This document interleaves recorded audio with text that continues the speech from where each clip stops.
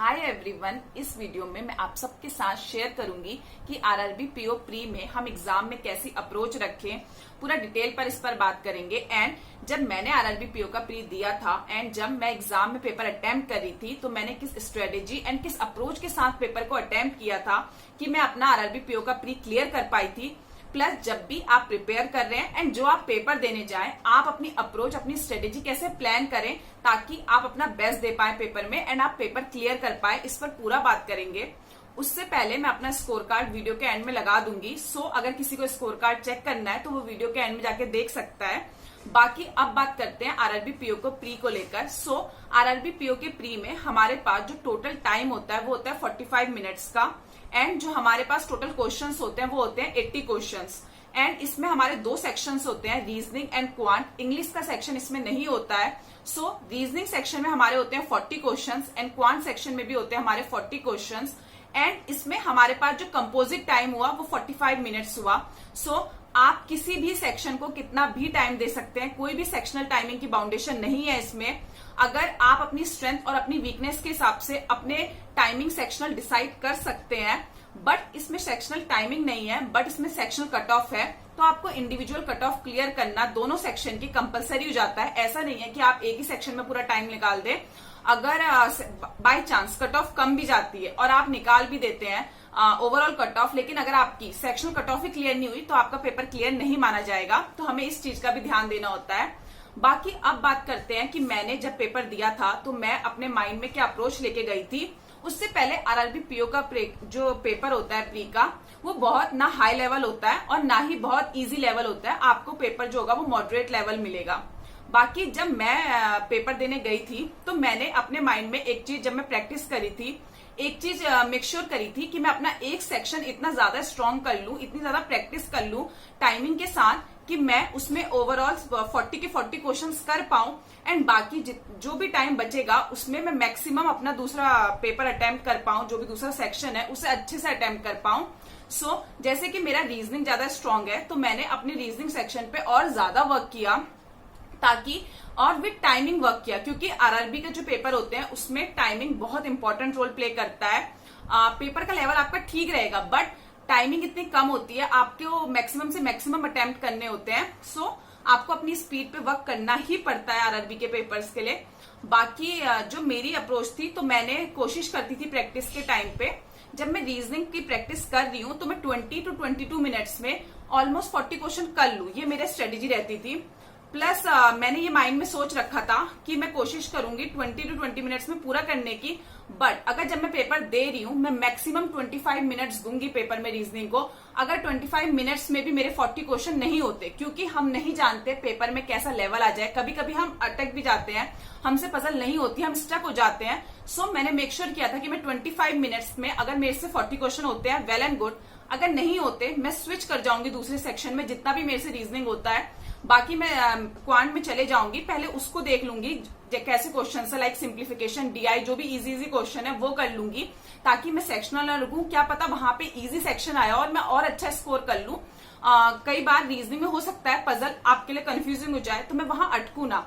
तो मैंने ऐसी स्ट्रेटेजी बनाई थी कि मैक्सिमम कोशिश करूंगी 20 to 22 मिनट्स में पूरा रीजनिंग सेक्शन करने की, but in case maximum 25 minutes, then बाकी के 20 मिनट्स क्वांट सेक्शन में, क्योंकि मुझे पता है कि मेरी क्वांट में रीजनिंग जैसी स्पीड नहीं है। रीजनिंग मेरी स्ट्रांग भी है प्लस मेरी स्पीड भी अच्छी है, तो मैंने ऐसे वो करा था। बाकी मैंने रीजनिंग में 40 अटेम्प्ट्स करे थे पेपर में, उसके बाद बाकी का टाइम मैंने क्वांट सेक्शन को दिया था। एंड बाकी जब आप पेपर दे रहे हैं तो आप पहले देखिए आपकी स्ट्रेंथ क्या है और आपकी वीकनेस क्या है।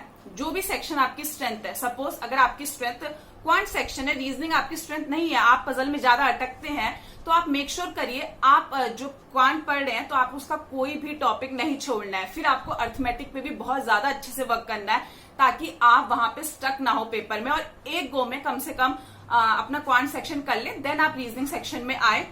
प्लस वहां पे आप पहले तो उसको 20 to 20 मिनट्स देके जब आप प्रैक्टिस कर रहे हैं वहां पे कोशिश करें इतने अटेम्प्ट करें। मैक्सिमम 25 to 26 मिनट के बाद स्विच कर जाइए, क्योंकि आपको दूसरा सेक्शन भी करना है, हो सकता है वहां पे क्वेश्चन इजी आए हैं।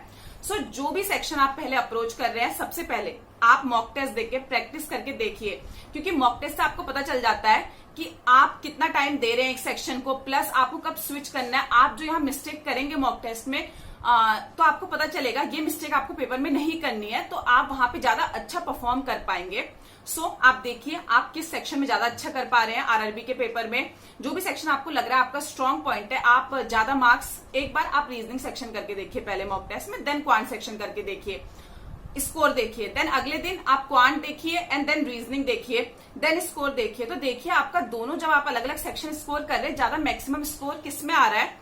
प्लस सिर्फ 1-2 मॉक टेस्ट में से जज मत करिएगा, कम से कम 3 to 4 मॉक टेस्ट ऐसी एक सेक्शन को लेकर और फिर दूसरा, एंड देन सेक्शन स्विच करके देखिएगा। देन देखिएगा कि आप किसमें ज्यादा बेटर कर रहे हैं, उस हिसाब से आप पेपर में अप्रोच करिएगा। एंड जो भी सेक्शन आप पहले अप्रोच करें, मेक श्योर करें, सपोज आप रीजनिंग कर रहे हैं तो मेक श्योर करिए आप पजल्स हो गई, सिलोगिज्म के क्वेश्चन पक्का आते ही आते हैं। ऊपर से आजकल न्यू पैटर्न के क्वेश्चन आने लग गए हैं, ओनली अ फ्यू। काफी टाइम से जब से आते हैं तब से ओनली अ फ्यू का क्वेश्चन आपको मिलता ही मिलता है। मैंने जितने प्री दिए हैं ज्यादातर में मुझे सिलॉग्स के क्वेश्चन मिले हैं और ओनली अ फ्यू के मिले हैं। तो कई बार जब हम पेपर देते हैं बहुत ज्यादा कंफ्यूजिंग हो जाता है, तो आप दीजिएगा, उसकी प्रैक्टिस करिए। अल्फा न्यूमेरिक सीरीज हो गई, इनइक्वालिटी हो गई, इन सबको इतना मिनिमम टाइम में करने की कोशिश करिए, क्योंकि आरआरबी में स्पीड मैटर कर जाती है। से अगर आप क्वांट में ज्यादा वर्क कर रहे हैं तो आप अर्थमेटिक पे भी अपनी स्ट्रॉन्ग करिए, सिंप्लीफिकेशन, क्वाड्रेटिक, इन पे भी और बहुत अच्छे से वर्क करिए। विद टाइमर आप प्रैक्टिस करिए, ज्यादा से ज्यादा क्विज लगाइए। तो आपका अगर आप डेली ऐसे प्रैक्टिस करेंगे, आपकी स्पीड अपने आप इंप्रूव होगी और आरआरबी पीओ के प्री में आपको कोई भी प्रॉब्लम नहीं आएगी। अगर आपके बेसिक्स थोड़े बहुत भी क्लियर है, लेकिन आप अपनी प्रैक्टिस इस तरह से कर रहे हैं, तब भी आप बहुत अच्छा परफॉर्म कर लेंगे आरआरबी के पेपर में।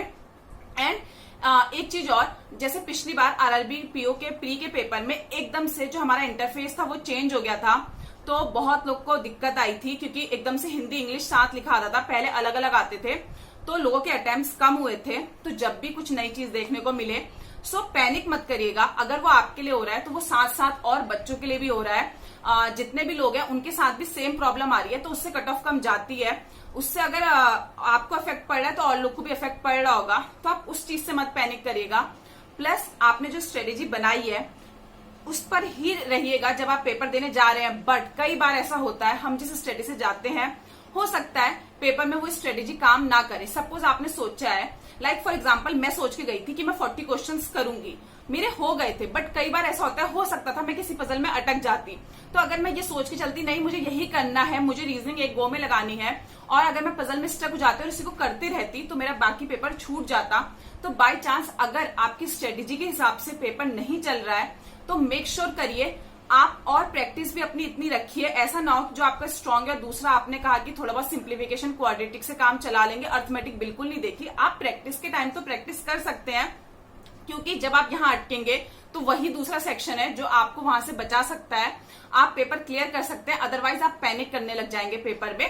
तो किसी भी चीज को आपको मिस नहीं करना है, बस हाँ अगर आप किसी स्ट्रेटेजी को लेकर चल रहे हैं तो उस पर आपको ज्यादा वर्क करना है। बाकी ऐसा नहीं है कि आप दूसरी चीज को करें ही ना, ओवरऑल आपको हर चीज लेकर चलनी है, क्योंकि पेपर में हमारा माइंडसेट अलग होता है। पेपर में आपको नहीं पता क्या पैटर्न आ जाए, आपको नहीं पता, कभी कभी हम छोटी छोटी लाइंस होते, छोटी छोटी मिस्टेक्स कर जाते हैं, हमसे मिस हो जाता है पढ़ना, तो हम फिर भी अटके रहते हैं पजल्स में।